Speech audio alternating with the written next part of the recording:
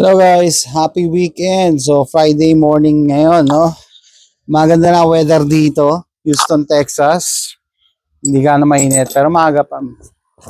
Mamaya iinit na, sabi ko mag-shooting muna ako. Okay, so, and mga gagamitin natin ngayon. Try natin to Gamo PR776. Parang pangalan ng eroplano no? PR776. Yan. Isang beses ko pa lang, bagong-bago pa. Isang beses ko pa lang ito nagamit. Nag-unboxing ako, tines, yun na yan. Yun na yun, pinark ko na. Okay, so, testingin natin, tignan natin yung chrono, yung FPS, and yung next video siguro, check natin kung ma-improve pa natin yung, yung performance niya. So, ano magagawin natin? Without further ado, dapat pala, So, etong Gamo na to, ibang klase yung rotary magazine niya, proprietary, gawa sa metal. Anong klaseng metal? I don't know, probably pot metal. Okay? So, dapat pala niload ko na. So, ano siya? 0.177, ito na ang gagamitin natin. Tumitingin ako ng pellets kahapon. Mahal na pati itong 0.177 ng Winchester. Mahal na din. Lahat nagmahal na. No? Which is ironically unproportional sa totoong amo. Sa totoong amo kaya ako, bumaba daw ang presyo ng bala ngayon dito, kaya ngayon na daw mag-stockpile. Now's the time to stockpile, sabi. Okay, so hindi ko nga alam bakit tumaas. Alam mo bakit tumaas ang presyo niyan? Kasi ng panahon ni Biden, pinasara ni Biden yung mga LED plants, yung mga planta na nagtutunaw ng LED kasi daw sa environment. Ayan, nagmahal tuloy. Kailangan natin ng LED Hindi pwedeng wala.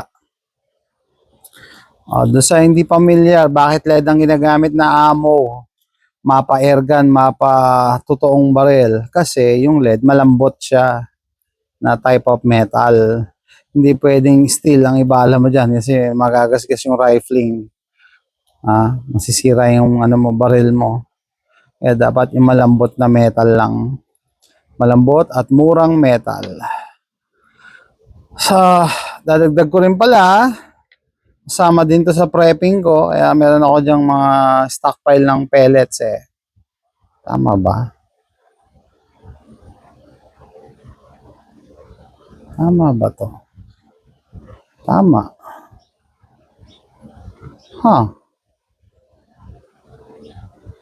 Tingnan ko lang kung ano to Tagal ko na kasi hindi nagagamit Ay, nako. Usapang prepping. Yan ang tinitingnan ko ngayon. Baka in the future, kasi yung bala, nauubos yan. No? Pero pag i-air gun, malaki yung possibility mo na maging self-sustaining ka. Wala akong tornilyo. Tama ba to? Di ba to BB? Tingnan ko, baka nagkamali ako. Yung naisip ko gagawa ko ng sarili kong mga pellets. May nakakagawa nun Ako, gawa ka ng sarili mong pellets.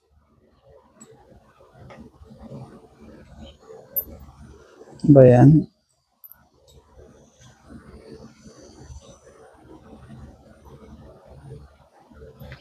Tama naman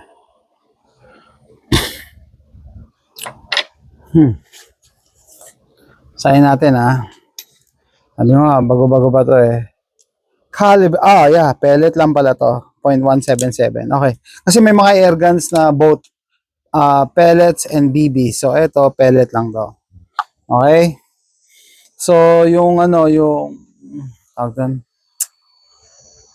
vigilante. Ano yun? Pellets or BBs. Pero hindi ko binabalahan ng BBs yun. Pellet lang. Bakit? Kasi pag yung BBs kasi steel coated. So sabi ko nga, steel to steel, kagasgasan na yung grooves, yung rifling. So magiging smooth bore yun.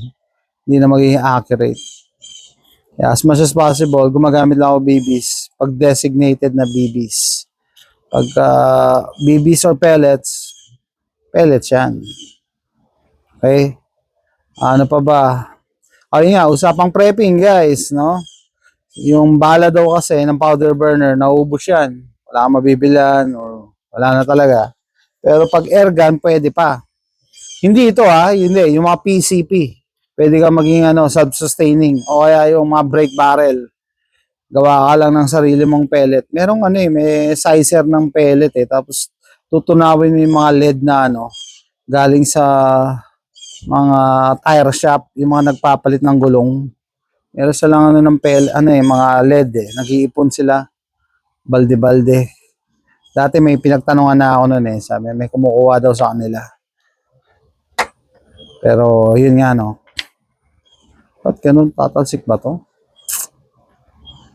Anyway, yan na. Naload na natin yung 4 na magazines. Nakita nyo ba? Load naman tayo ng CO2. CO2 nito, 12 gram. Yan nga, usog mo lang yung grip niya, lubaghan mo to. Tapos, yung 12 gram CO2, nakakabilib itong mga CO2 na to Ilang taon na sa akin to, walang problema. As long as hindi mababasa, hindi kakalawangin, walang problema yan. Yan. Tapos, style pala, para hindi kayo mag-leak, paglagay nyo yan dyan, dali. Pag pinihit nyo to,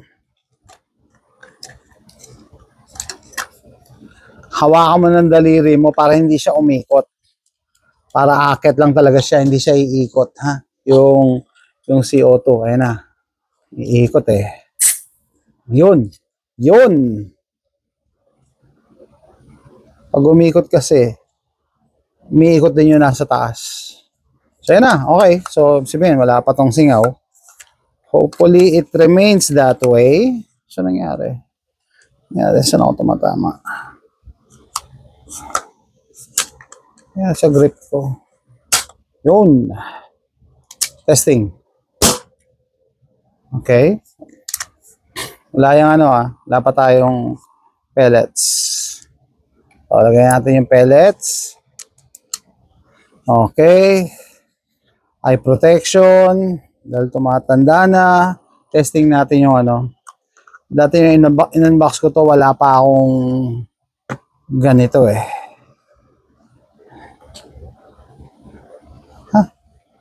MBS. Nangyari?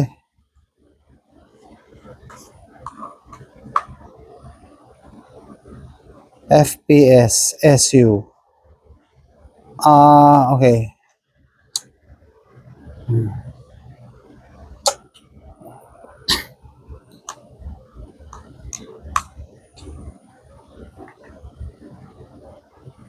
SU. MPS kailangan ko FPS. Ay, nako. Error.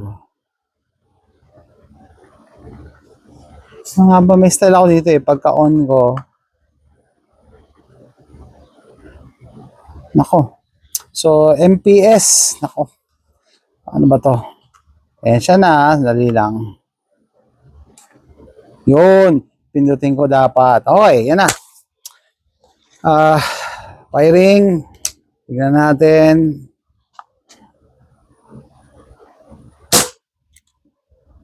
Hindi nag-record. Hindi siya nag-record. On naman.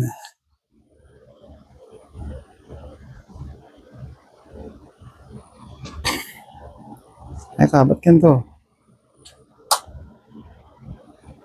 Yan. Tignan natin. Naka-on naman, di ba? Naka-on. 1, 2, 3. Okay. 308.3. Ng pating. Dapat pala sinave ko. 308.3. 300. Nahihinaan ako dyan. Kaya sabi ko, susunod. Last. Ay, ano, sige, last. Hindi nag-record. Bakit? Masyado malapit. Error. Na. Ganun pa eh. Okay. So, meron tayong 1, 2, 3, 4 na bala na sobrang hihigpit at hindi siya lumabas. Wala ko ng stick. Hindi siya lumabas. Ba't ganun? Yun ang pangit dito sa ano eh. For testing purposes nga, gamitin natin itong ano, Crossman Premier Hollow Point. So, maganda pa rin yung Crossman. Nga lang. Nagmahal na din. Mahal na din. Abort. Kailangan natin ng ano, ng matino-tinong pellets. Maganda yung pellets ng Crossman. Uniform yung sukat. Ano ibig sabihin yung uniform? Pare-parehas, walang ano. Minsan may oversize pagka mumurahin eh. Tapos madulas siya. Pag madulas, suwabe yung labas. Hindi siya sumasabit. Yan, may sumabit kanina na 4 eh. Palpak. Sasayang lang yung gas natin kasi pagka gano'n. Okay. O, balik tayo sa usapang prepping. So, pag prepper ka, dapat nag-stockpile ka rin ng ano, pellets or air guns. Kasi nga, hindi habang buhay meron ka mabibiling bala. Bala ang problema ng mga baril eh. So, PCP, brake barrel, yan. Pag CO2, no. Ang CO2, pang ano lang talaga, pang plinking lang, pang patay lang ng oras. Pero survival situation, saka bibili lang, saka magpapareload ng CO2, di ba? Yan o, masikip. Sikip pala. Kaya, hindi siya lumabas. Okay, abort.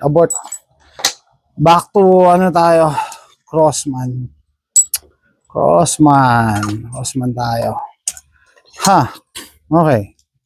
Okay, anong gusto nyo pag-usapan habang naglo-load ako? Hindi. Ano pala ito? 22. Malaki.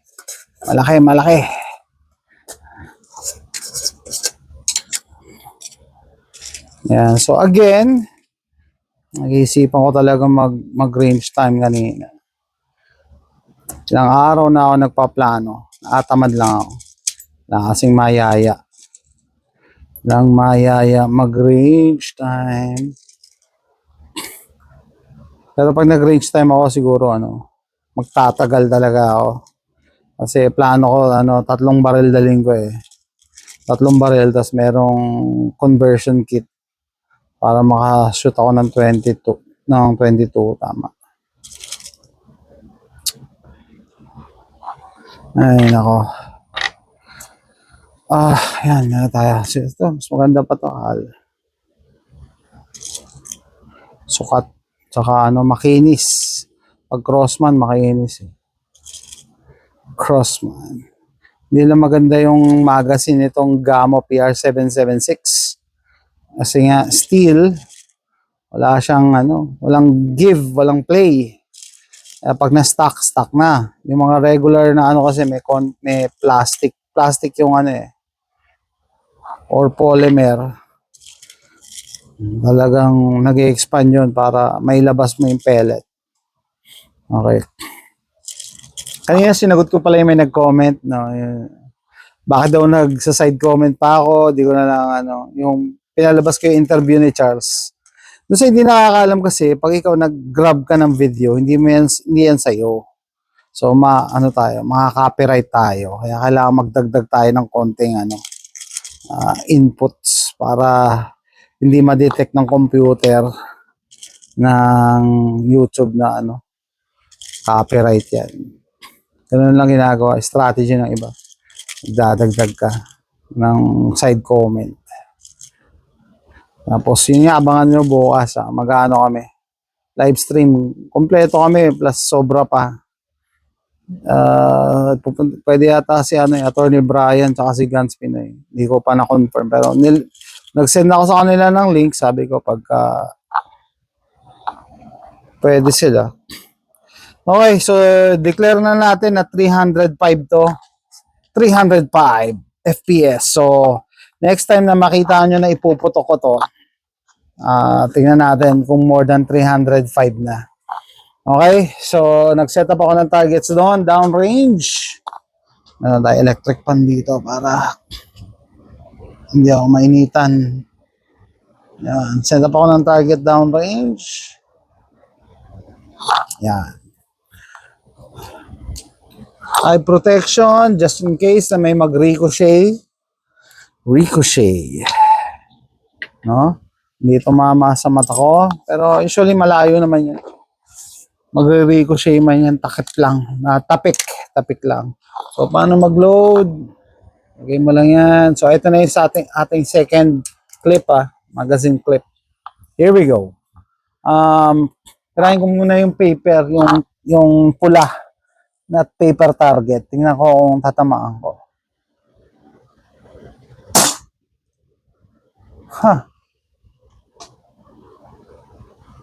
Yung lata sa left side.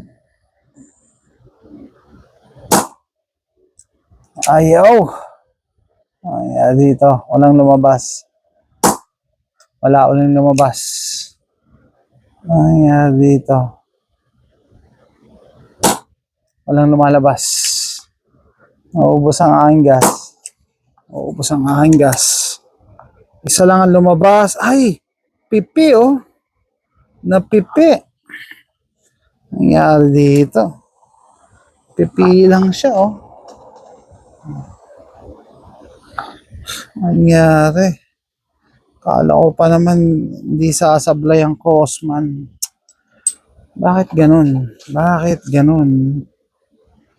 Bakit ganun? Sabi pellets eh. Bakit ganun?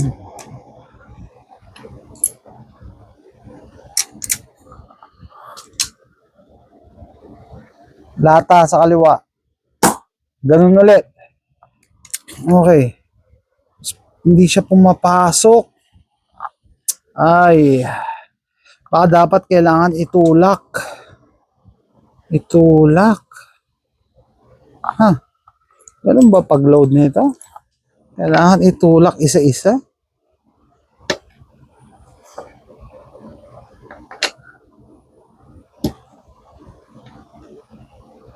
Matigas kasi. Masikip.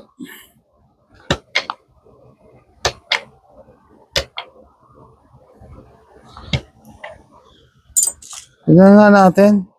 Dapat ba itulak? Ay, nako. Sayang gas ko. Ayan. Okay. Baka ganito. Tignan natin. Tignan natin, ha. Take two, take two. Kailangan nakalubog siya. Okay, yung lata sa kaliwa. Okay. Right lang ako konti. Hit.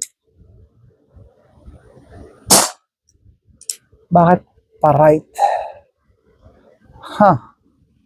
Kailangan siguro adjust yung sight ko.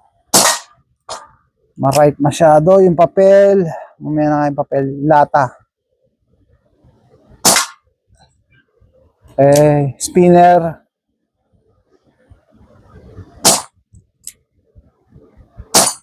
Hit. Hit. Ilan na? Ubos. Okay. So, may konting hiccup lang. Hindi pwede na nakausli yung puwet. Dapat ilubog. Ilubog natin. Ito. So, ano lang naman to eh. Minor hiccup. Sabi ko kasi matagal ko na kasi hindi nagamit. Kakaiba yung ano niya eh. Yung loading niya, kaiba yung magazine niya. Compared sa iba, ibang revolvers. No? Pero hopefully mapalakas natin to. 305, nahihinahan ako sa 305 FPS. Sana man lang umakyat kahit 350. Pero naka-design lang kasi to pang plinking, kaya siguro ganoon.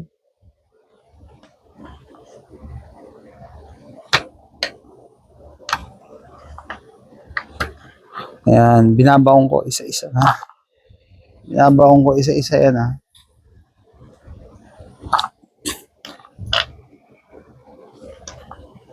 Binabaong natin isa-isa. Trabaho to ha. Okay, ready na itong isa. Samahan nyo na ako habang nagba-backyard plinking. Okay. Ano pa ba? Oh, by the way, kagabi bumili ako ng dalawang airgun. Parehong CO2. Yung PCP kasi gusto ko lang mag-backyard plinking, no? Dito sa backyard namin, dahil maliit lang, dapat dito lang talaga, pistol. Yung mga rifle, masyadong overkill. Wala nang challenge pagka rifle ginamit ko. Talagang tatamaan mo. Kaya ito, may challenge pa to. Yan, okay.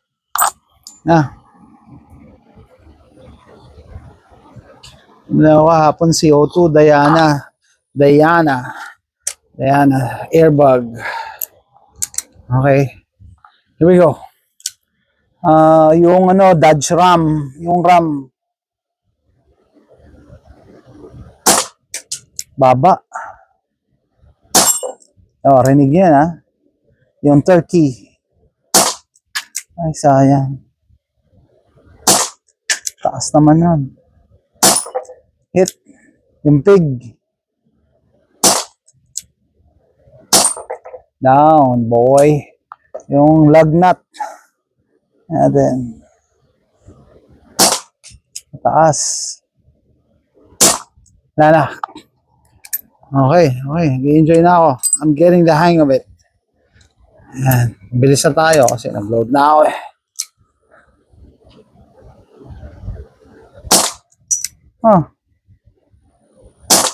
Medyo talaga minsan Yun, hit. Ricochet, tumama sa tuhod ko pero mahina lang. Ma-right talaga to dapat i-adjust ko yung sight. Hit.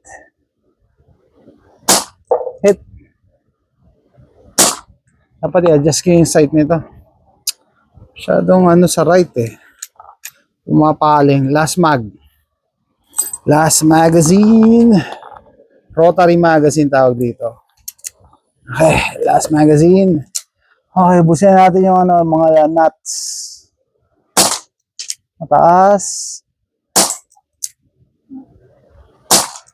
Hit.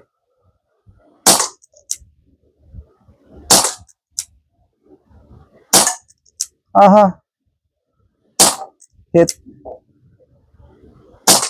Nakatago kasi. Wala na. Okay. Woo! Enjoying ko pa yung the rest of my magazines, no? Tsaka pellets. Kahita ko lang. Unload tayo. Yan. Gamo PR776. Dito lang ako sa backyard. Nagpi-plinking. Pang bago. Makinis pa. No? So, abangan nyo yung next range date ko dito. Kasi gusto kong taasan yung FPS niya. Nasa 305 kanina yung nakuha ko. No? By the way, kita niyo yung barrel, naka-recess yan, nakatago. Hanggang dito lang talaga. Tinatago nila yung barrel. Pero sana sinagad nila para mas mahaba yung velocity. Anyway, para siyang real na revolver para ma-release. Push mo yan. Ito. Push mo. Tapos nagsuswing. Yun nga lang, iba yung magazine niya. Ayan. Sight niya, wala ko i-adjust. Pumapaling sa right eh. Ayan, picture. Ayan guys, tapusin ko na yung video na to. Gamo, PR776 Backyard Plinking. Pinoy dito sa Texas. Caliber 177. Ayan. Thanks for watching. Bye.